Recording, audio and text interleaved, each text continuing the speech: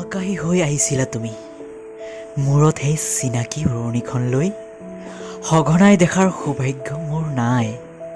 অল্পক্ষণৰ দৰ্শনত অযুত সপোন ৰচো। যদিও তুমি পাৰ হৈ যোৱা সেই চিৰচিনাকি জ্ঞানৰ মন্দিৰলৈ। তুমি প্ৰথমত যেতিয়া মুগা হৈ আহিছিলা তেতিয়াই অজানিতে তোমাৰ প্ৰেমত পৰিছিলোঁ। অ' শুকুলা পক্ষী, মনত বহু কথাই আছে জানা। সমাজ আৰু কৰ্মৰ শতবান্ধনত বান্ধ খাই আছোঁ মই। সেয়ে প্ৰকাশ কৰিব নোৱাৰোঁ। হয়তো তুমি লগৰীয়াৰ সতে ভৱিষ্যত জীৱনত অলেখ সপোন ৰচা। এদিন সেই ত্যাগবীৰ প্ৰাংগণ তোমাৰ বাবে নষ্টালজিয়া হ'ব।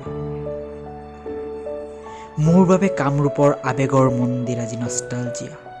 তোমাৰ নষ্টালজিয়াৰ অধ্যায়ত মই থাকোঁ বা নাথাকোঁ। মই মনৰ কেনভাছত মাজত তোমাৰ বাবেই ৰং সানিম। হৃদয়ৰ কাগজত অজস্ৰ কবিতা লিখিম। সপোনৰ কাৰেঙত তোমাৰ ছবি তুলিম।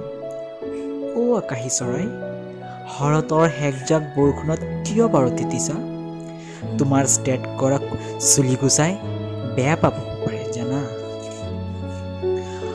সাৱধানে যাবা দেই, শৰতৰ বৰষুণজাক বৰ নিষ্ঠুৰ। বৰষুণজাকে মোকো আকাশী কৰি পেলালে। তুমি চাগে জানাই মই আকাশী হ'বলৈ একেবাৰে নিবিচাৰোঁ। মন মাথো শুভ্ৰ ৰঙে আকাশী পক্ষীৰ কোমল অন্তৰখনক অনুভৱ কৰা।